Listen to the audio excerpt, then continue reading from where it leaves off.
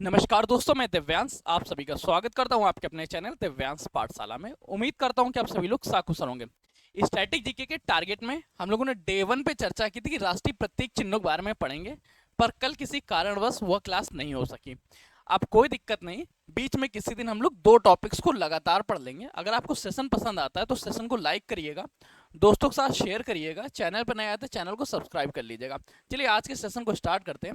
आज के सेशन में हम लोग चर्चा करेंगे वो 13 विशेष राष्ट्रीय प्रतीक चिन्हों के बारे में जो भारत के राष्ट्रीय प्रतीक चिन्ह हैं ही, इनके साथ ही आपके एग्जाम्स में जरूर आते हैं।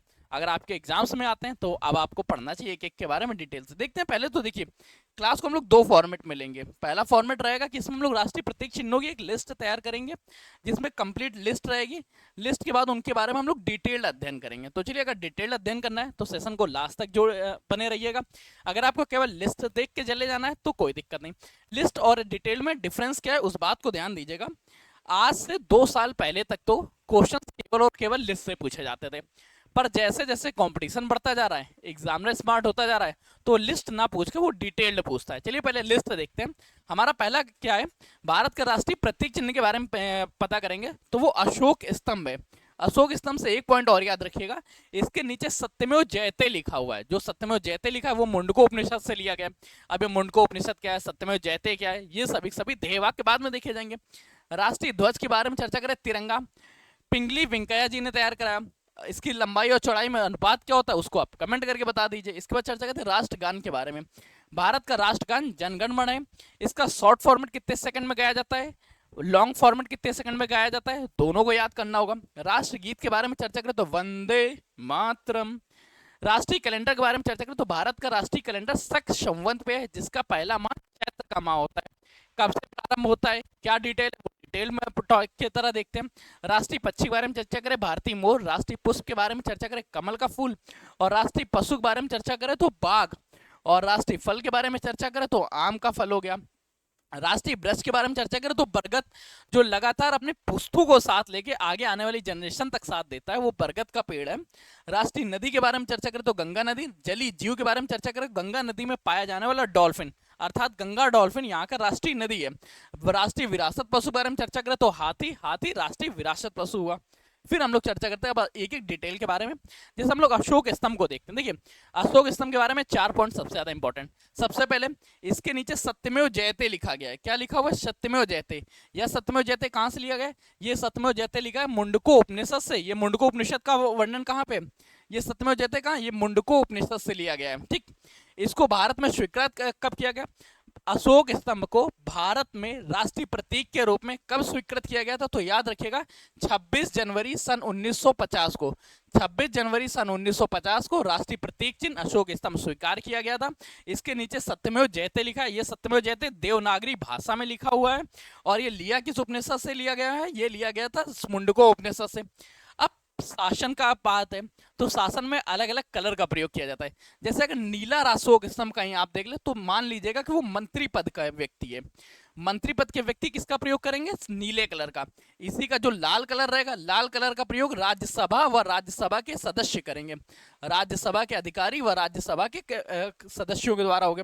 हरे कलर का प्रयोग क्या होगा, हरे कलर का प्रयोग लोकसभा के सदस्यों द्वारा व लोकसभा के अधिकारियों द्वारा किया जाएगा। ठीक, अशोक स्तंभ के भिन्न भिन्न कलरों का प्रयोग भिन्न भिन्न मंत्रालय द्वारा किया जाता है।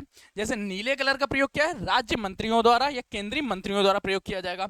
इसके लाल रंग का प्रयोग किसके द्वारा किया जाएगा, राज्यसभा के सदस्य व अधिकारियों द्वारा। और हरे रंग का प्रयोग किसके द्वारा किया जाएगा, हरे रंग का प्रयोग लोकसभा के सदस्यों व लोकसभा के अधिकारियों द्वारा किया जाएगा। फिर चर्चा करते हैं तिरंगा के बारे में। राष्ट्रध्वज क्या है, राष्ट्रध्वज को सबसे पहले संविधान में प्रस्तुत किसने किया था, राष्ट्रध्वज के बारे में याद रखिएगा। राष्ट्रध्वज के बारे में 3 पॉइंट्स। सबसे पहले क्या है, तिरंगा है, मध्य में एक चक्र है, इस चक्र में 24 तीलियां हैं। 24 तीलियों के मतलब क्या है, 24 घंटे निरंतर प्रयासरत रहना व निरंतर विकास की ओर बढ़ते रहना। तिरंगे ये भारत में स्वीकार कब किया गया था, 22 जुलाई सन 1947 को। 22 जुलाई सन 1947 को संविधान सभा द्वारा तिरंगे को राष्ट्रध्वज की मान्यता प्राप्त होती है। राष्ट्रध्वज में 3 कलर हैं और इसको किस समिति द्वारा? हंसा मेहता समिति द्वारा प्रस्तुत किया गया था। किस समिति द्वारा? हंसा मेहता द्वारा समिति द्वारा। और इसका डिजाइन किसने किया था? पिंगली वेंकैया जी ने। अब अगले क्वेश्चन देखिए, पिंगली वेंकैया जी ने इसका डिजाइन तैयार किया था और इसको राज्यसभा में किस समिति द्वारा प्रस्तुत किया गया था? हंसा मेहता। देखिए 2 नाम है, दोनों नाम याद रखना है। अगर आपसे समिति के नाम पूछ ले, किस समिति द्वारा राष्ट्रध्वज को भारत का तिरंगा, राष्ट्रध्वज के रूप में भारतीय तिरंगा को नामित किया गया, तो हंसा मेहता समिति। परंतु इसका ये डिजाइन किसने तैयार किया था? ये डिजाइन तैयार किया था पिंगली वेंकैया जी ने। इसमें 24 तीलियां जो अशोक स्तंभ से ली गई हैं, लंबाई और चौड़ाई का अनुपात 3:2 होता है। राष्ट्रध्वज के समय जब राष्ट्र में कोई शोक होगा तो इसको आधा झुका दिया जाता है। हाँ, एक चीज और ध्यान रखिएगा, ध्वज संहिता सन 2002 से पहले इसको कोई भी व्यक्ति अपने घर में, अपने ऑफिस में, कहीं पर भी नहीं फहरा सकता था। भारतीयों को उसको प्रत्येक जगह स्वतंत्र रूप से फहराने का अधिकार प्राप्त होता है। भारतीय राष्ट्रीय ध्वज संहिता सन 2002 के अनुसार नागरिक और निजी संस्थानों पर भी ध्वज फहराया जा सकता है। इससे पहले ध्वज फहराने का अधिकार नहीं था। हमें ध्वज फहराने का, अपने निजी संस्थानों में ध्वज फहराने का अधिकार कब से प्राप्त होता है? भारतीय ध्वज संहिता सन 2002, इसलिए 2002 और डेट याद रख लीजिएगा। एक गीत है झंडा गीत के बारे में, जिसको जानते हैं, झंडा ऊंचा रहे हमारा, ये गाया गया था श्याम प्रसाद गुप्त द्वारा। ठीक, अगला क्वेश्चन देखते हैं राष्ट्रगान के बारे में। देखिए, राष्ट्रगान से संबंधित 3 पॉइंट्स याद रखने। सबसे पहले इसको स्वीकार कब किया गया था? इसको स्वीकार किया गया था 24 जनवरी सन 1950 को। जनगण मन को राष्ट्रगान के रूप में कब स्वीकृति मिलती है? 24 जनवरी सन 1950 को। इसका जो लॉन्ग फॉर्मेट है, लॉन्ग फॉर्मेट 52 सेकंड का है और शॉर्ट फॉर्मेट 20 सेकंड का है। विस्तार करके 52 सेकंड में गाया जाता है, शॉर्ट फॉर्मेट में 20 सेकंड में गाया जाता है। लॉन्ग फॉर्मेट और शॉर्ट फॉर्मेट में 2 लाइंस का डिफरेंस आता है, वो लाइंस ही खत्म कर दी जाती है। सबसे पहले इसको कहाँ किया जाता है? कांग्रेस का कलकत्ता अधिवेशन 1911 में इसको सबसे पहले गाया गया था। और इसको प्रस्तुत कब हुआ था? कब इसको लेखन कार्य में लिखा गया था? रविन्द्रनाथ टैगोर ने 1912 में तत्वबोधिनी पत्रिका में भाग्य विधाता शीर्षक के अंतर्गत इसको लिखा था। और इसके साथ एक पॉइंट और याद रखिएगा, इसका अंग्रेजी में अनुवाद किया गया सन 1919 में मॉर्निंग सॉन्ग ऑफ इंडिया के नाम से, जो अंग्रेजों द्वारा किया गया था। सारे पॉइंट कंफर्म हुए। पहला पॉइंट, राष्ट्र जनगण मन को राष्ट्रगान की उपाधि कब मिली? राष्ट्रगान के रूप में कब स्वीकार किया गया? 24 जनवरी सन 1950 को। शॉर्ट फॉर्मेट कितनी देर में गाया जाता है? शॉर्ट फॉर्मेट 20 सेकंड में, लॉन्ग फॉर्मेट 52 सेकंड में। राष्ट्रगान को सबसे पहले कांग्रेस का कलकत्ता अधिवेशन 1911 में गाया गया था और रविन्द्रनाथ टैगोर की तत्वबोधिनी पत्रिका में इसे भारत भाग्य विधाता के शीर्षक में टाइप किया गया। और इसी को अंग्रेजों ने अंग्रेजी में रूपांतरित किया सन 1919 में मॉर्निंग सॉन्ग ऑफ इंडिया के नाम से। अगले बात देखते हैं राष्ट्रगीत के बारे में। राष्ट्रगीत के बारे में भी 3 पॉइंट्स। पहला पॉइंट क्या है? इसको स्वीकार कब मिली, इसकी स्वीकृति कब मिली? 26 जनवरी 1950 को इसको संविधान सभा द्वारा स्वीकार किया गया। संविधान सभा द्वारा राष्ट्रगीत के बारे में स्वीकार किया गया। इसको लिखा किसने किया? बंकिम चंद्र चटर्जी ने अपने उपन्यास आनंद मंठ में लिखा है। इसको लिखा कब? इसको लिखा कब? बंकिम चंद्र चटर्जी ने आनंद मंठ में लिखा है। और सबसे पहले ये गाया कब गया था? कांग्रेस का कलकत्ता अधिवेशन पर 1896, कांग्रेस के 1896 में कलकत्ता अधिवेशन में इसमें सर्वप्रथम गाया गया था। भारतीय संसद का 17 आह्वान व 17 आहुति, मतलब सत्र का प्रारंभ होना व सत्र का समापन, दोनों जो सत्र का प्रारंभ होता है, सत्र आह्वान होता है, वो जनगण मन से, और समापन जन आहुति होती है, वो जो वंदे मातरम से होती है। दोनों पॉइंट्स याद रखिए। अगले क्वेश्चन देखते हैं कैलेंडर के बारे में। जो भारत का राष्ट्रीय कैलेंडर वो शक संवत है, इसीलिए आप जब प्रस्तावना देखते हैं तो वहां पे आप आखिरी में लाइन पढ़ते हैं, मिति मार्गशीर्ष शुक्ल सप्तमी संवत विक्रम 2006 द्वारा। इसीलिए शक संवत यहाँ का राष्ट्रीय कैलेंडर है। यह शक संवत अपनाया कब गया था? 22 मार्च 1957 को। भारत को राष्ट्रीय कैलेंडर कब प्राप्त होता है? 22 मार्च 1957 को। इसका पहला महीना चैत्र का महीना होता है, जो मार्च माह में 22 या 23 तारीख से प्रारंभ होता है। कभी 22 से, कभी 23 से, ठीक है, कभी कभी 21 भी आ जाता है। ठीक, इस डेट को याद रखिए। अगले क्वेश्चन स्विच करते हैं।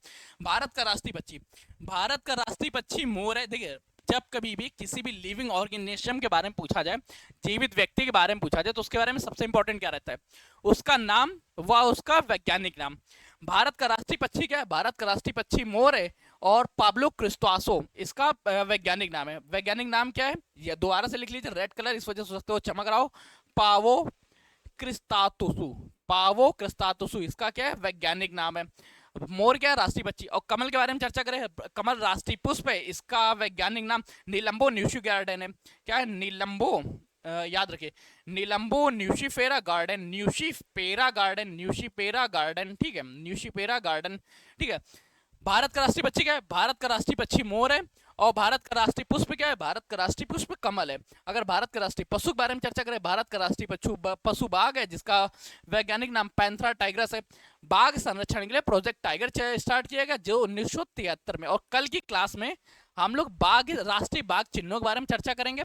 एक काम करते हैं, कल की क्लास में हम लोग नेशनल रिजर्व्स ऑयर के बारे में नेशनल रिजर्व्स के बारे में चर्चा कर लेते हैं। भारतीय राष्ट्रीय रिजर्व्स कितने हैं, कौन कौन से हैं, उनके बारे में चर्चा कर लेते हैं। राष्ट्रीय पशु क्या है? बाघ। नाम क्या है? Panthera tigris. नहीं लिखाई दे रहा तो आप देख लीजिए, पैंथरा टाइग्रिस, ठीक है, पैंथरा टाइग्रिस इसका वैज्ञानिक नाम है। वैज्ञानिक नाम मत भूलिएगा, आया एग्जाम्स में। मोर का पूछ चुके हैं, कोयल का पूछ चुके हैं। राष्ट्रीय फल के बारे में चर्चा करें, आम बड़ा रसीला होता है, इसीलिए इसे मैंगीफेरा इंडिका कहते हैं। क्या नाम है? मैंगीफेरा। बहुत ज्यादा फेरा होगा, कहाँ का? इंडिया का, इसलिए इसमें इंडिका लगा दो। मैंगीफेरा इंडिका भारत का राष्ट्रीय फल है, जिसको आम कहते हैं। इसका वैज्ञानिक नाम मैंगीफेरा इंडिका है। इसको फलों का राजा के नाम से संबोधित किया जाता है। अगला, राष्ट्रीय वृक्ष के बारे में चर्चा करें। भारत का राष्ट्रीय वृक्ष बरगद है। बरगद की तरह पूरे परिवार को या संपूर्ण देश को एक साथ समेट के रखने का कार्य करता है, सभी को सदैव छाइयां ही देता है। बरगद के बारे में चर्चा करें, वैज्ञानिक नाम फाइकस बोंगालेंसिस है। क्या है? याद रखिए, फाइकस, ध्यान रखना, फाइकस बोंगालेंसिस है, फाइकस बोंगालेंसिस, ठीक है।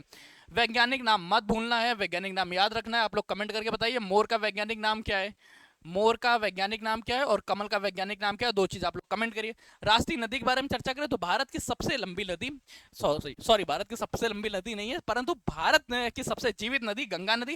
वैसे अगर भारत की सबसे लंबी नदी के बारे में चर्चा करें तो ध्यान रखिएगा, अगर भारत का हटा देते हैं तो वैसे सबसे लंबी नदी ब्रह्मपुत्र नदी है, जो भारत से होकर गुजरती है। परंतु अगर जलीय क्षेत्र के बारे में चर्चा करें या जलीय विस्तार क्षेत्र के बारे में चर्चा करें तो गंगा नदी आपको लगाना पड़ेगा। दोनों क्षेत्रों के बारे में ध्यान रखिएगा, क्योंकि ब्रह्मपुत्र नदी मुख्य तौर से चाइना से होकर गुजरती है, इस वजह से उसकी ज्यादातर लंबाई चाइना में रह जाती है, भारत में उसकी लंबाई कम आती है।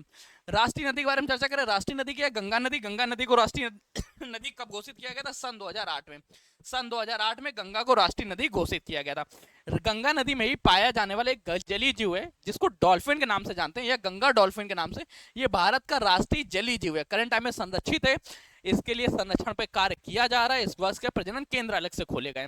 भारत का राष्ट्रीय जलीय जीव क्या है? गंगा डॉल्फिन। गंगा डॉल्फिन को स्वीकार कब किया गया था? 5 अक्टूबर सन 2009 को। 5 अक्टूबर सन 2009 को गंगा डॉल्फिन को राष्ट्रीय जलीय जीव माना गया था। राष्ट्रीय नदी कौन सी है? गंगा नदी। गंगा नदी को कब राष्ट्रीय नदी की संज्ञा दी गई? 2008 को। गंगा डॉल्फिन का वैज्ञानिक नाम याद रखिएगा, प्लेंटेना निशा गैंगेटा। देखिए याद किस तरह करना, ये गंगा की प्लांट है, इस तरह याद रखिए, प्लांटा निस्टा है। प्लांट कहाँ की? गंगा की। प्लांटा निस्टिका गैंगेटिका, ठीक है। गंगा को अंग्रेजी में क्या बोलेंगे? गैंगेटिका, ठीक, कंफर्म। कहाँ की प्लांट है? निष्ठ होती है गंगा में। राष्ट्रीय विरासत पशु के बारे में चर्चा करें, विरासत पशु हमारा हाथी है, और हाथी का अगर वैज्ञानिक नाम से चर्चा करें तो एलिफास इंडिका। क्या नाम है? एलिफास इंडिका, ठीक है। 2 पॉइंट्स और याद रखना, एलिफास इंडिका इसका वैज्ञानिक नाम है, ठीक है, इंडिका।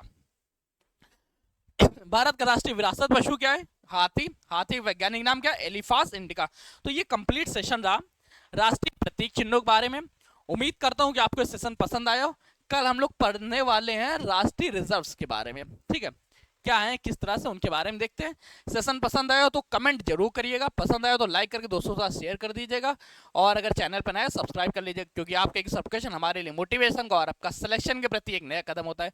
तब तक के लिए कीप स्टडी, कीप स्माइलिंग, पढ़ते रहिएगा, मुस्कुराते रहिएगा। पढ़ाई मुस्कुराहट एक साथ अच्छी लगती है, अकेले में दोनों ही अधूरे हैं। धन्यवाद दोस्तों।